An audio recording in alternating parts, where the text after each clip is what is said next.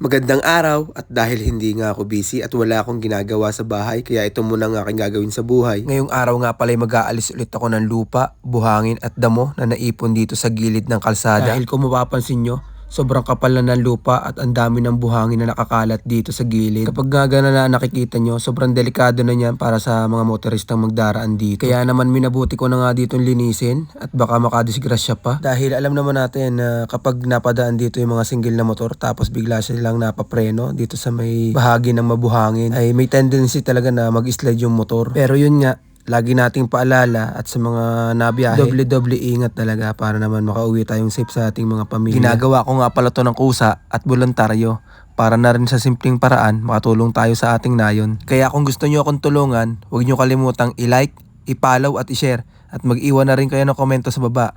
Yun lang, salamat!